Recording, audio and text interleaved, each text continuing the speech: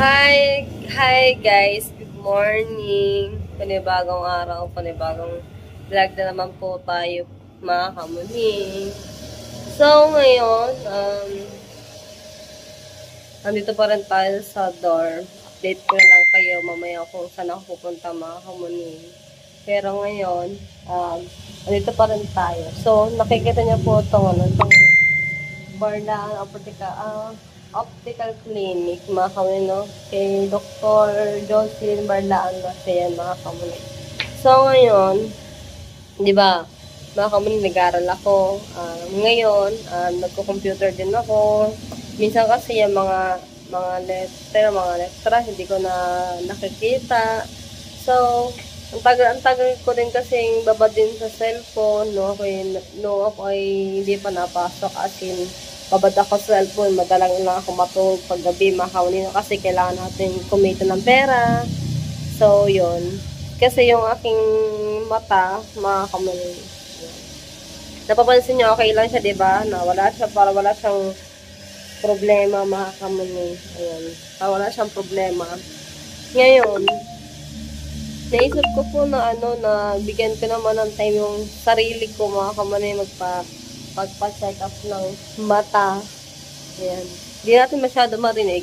Ito tayo sa loob para mas mapaliwanagan ko sa inyo. Dito tayo sa loob kasi sobrang ingay po dun sa labas. May sa labas na ingay. Ayan. Ako po talaga, mga kamuning, as gusto ko muna bigyan ng time yung sarili ko, mga kamuning, dahil ay yung mata ko ay hinlalabo, para meron something sa mata ko na merong gumagalaw. Parang normal naman po siguro sa atin yun, yung meron na galaw-galaw sa loob ng tenga, sa loob ng mata natin, meron talagang ganon. Pero mas importante para sa ating katawan at kalusugan ay magpa-check up tayo, mga kamuning, para malaman natin kung ano ba kung bakit meron na galaw-galaw. Kasi minsan, nalalabo yung mata ko, kailangan ko pang lumapit para makita kung ano yung nasakit sa mata ko. At bakit ganyan din yung pagtingin ko, mga kamuning. Yan. So, naisip ko na magpa-check up ako ng mata para mas makita ninyo din kung ano yung nangyayari sa akin habang may tao po dito. Tama-tama, as andyan si Dr. Jocelyn, nandyan po, mga kamuning. At nantay ko rin siya dumating kasi nga gusto ko lang magpa-check up. Parang yung pa-check up naman nila, mga kamuning, parang wala ata mo na siyang bayad. So, titingin lang muna. So, tsaka tayo magpasalamin kapag nalaman na natin kung ano yung sagot sa bakit ganyan, bakit may something na, 'di ba? Kaya ngayon, hindi pa ako ready magpasalamin, pero mas kailangan natin magpa-check up na, mga kamuning, ng mata. Kaya yan, samahan niyo ako doon, guys. Let's go! Alright, mga kamuning, pupunta na tayo kay Dr. Jocelyn. Papasok na tayo sa kanya. Buti na lang wala pang isang tao, si Dr. Jocelyn dito, na wala pang nagpapacheck up sa kanya. Ayan. Nagpapacheck up tayo ng mata. Hello, Doc. Good morning. So, ay okay lang po. Hindi naman po, So, dito tayo titignan ni Doktora para malaman kung ano ba yung sakit natin, guys. Ayan.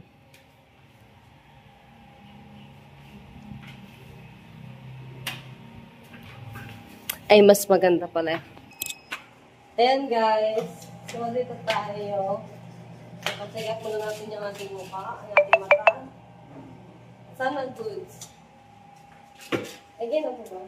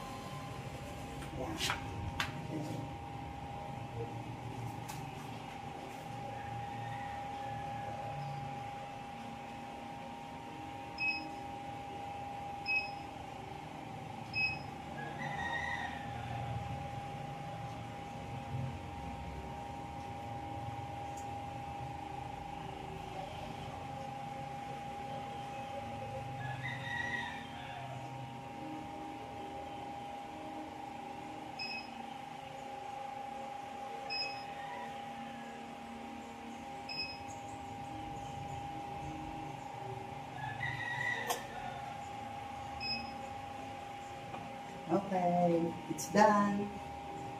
O, diba guys? So, nagpala na ako kay Doc para malaman ko pala yung aking ano.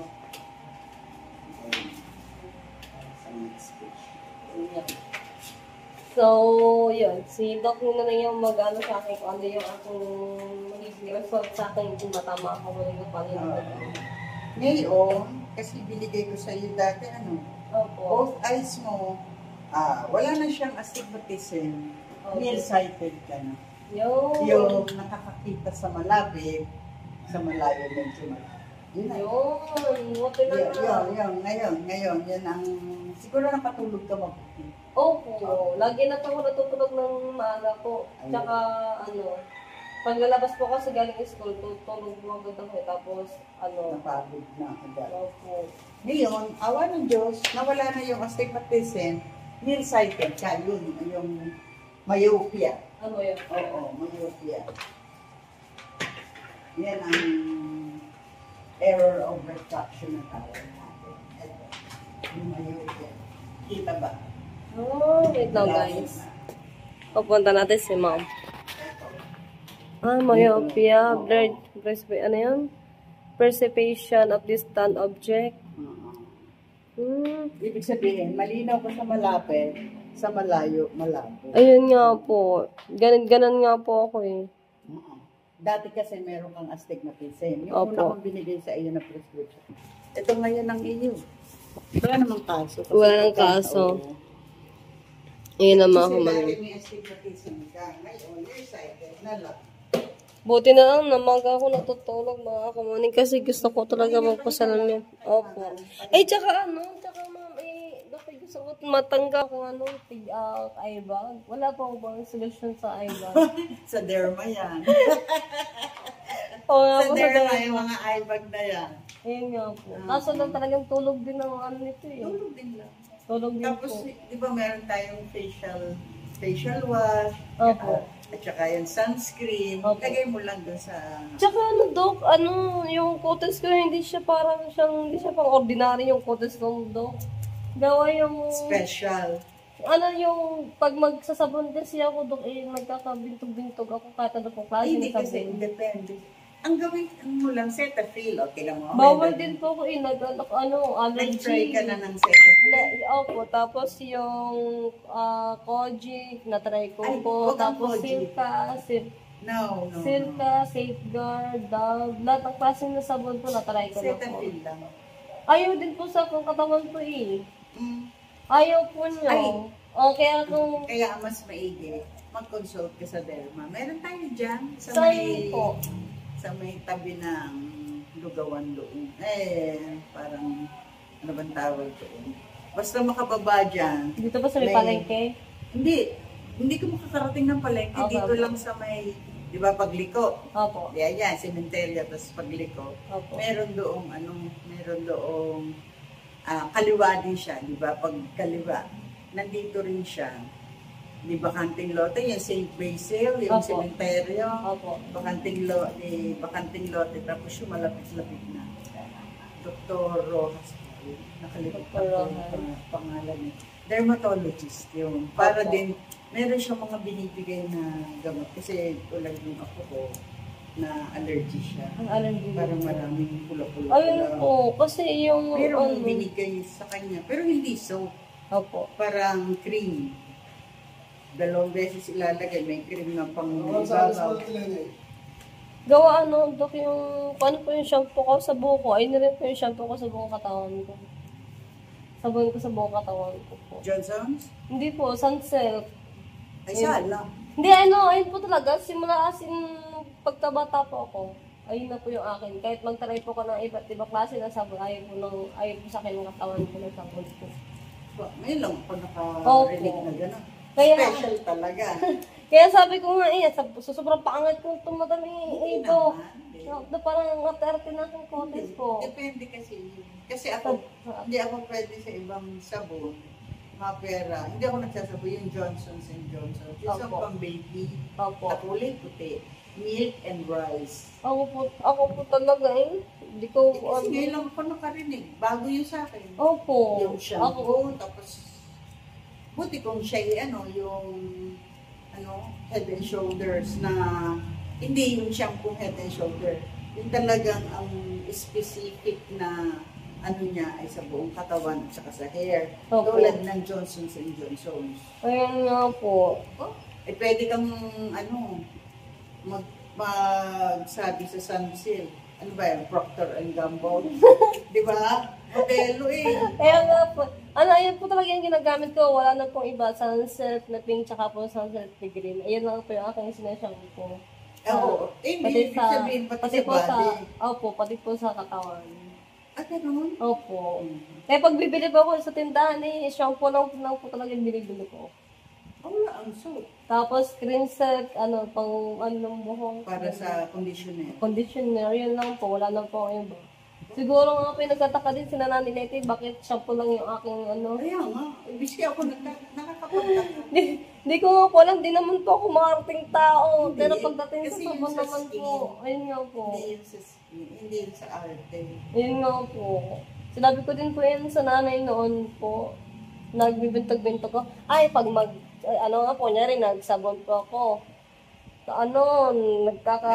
Nagtitigyawat ako.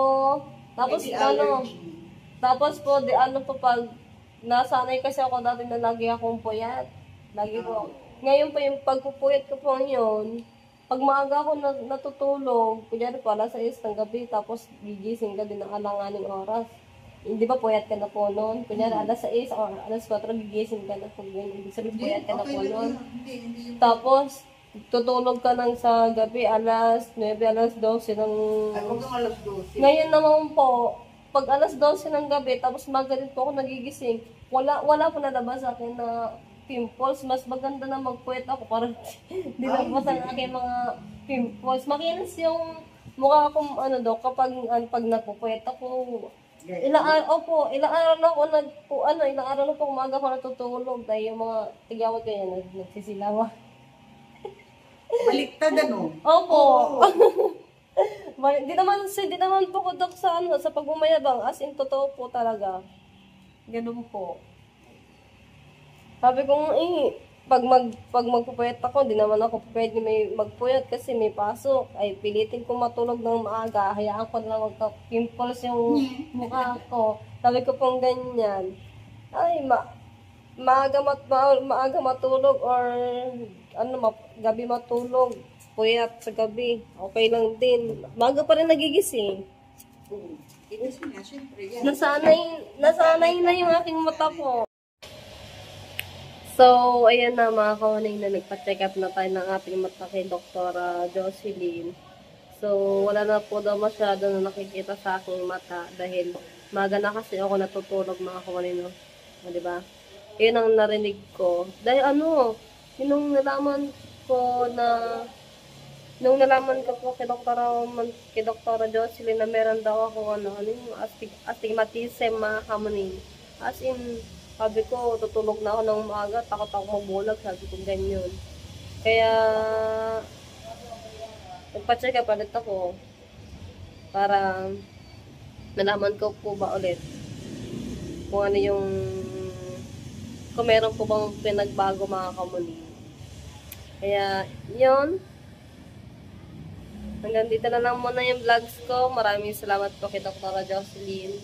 Maraming po salamat. Pag nanlabo ulit yung mata ko pag bumalik, need ko na po talaga needs ko na talaga magpa-salamin mga kamuning at talaga hindi na talaga siya kaya, hindi na carry pag ganyan mga kamuning. Kasi kasi ako, nag-laptop ako, tapos pagdating sa school, na meron kami nasikaso sa computer, doon kami nag-activities, kaya kailangan mo talaga magpasalamin mga kamuning, no? Kaya, yon. Hanggang dito na lang muna mga kamuning. Babay po sa inyo lahat. Maraming salamat po sa inyo lahat na suporta sa akin. At shoutout po sa aking mga silent viewers, sa aking subscriber. Maraming po salamat. At sa lahat ng mga OFW, ingat po kayo lahat. Stay safe. Bye-bye guys!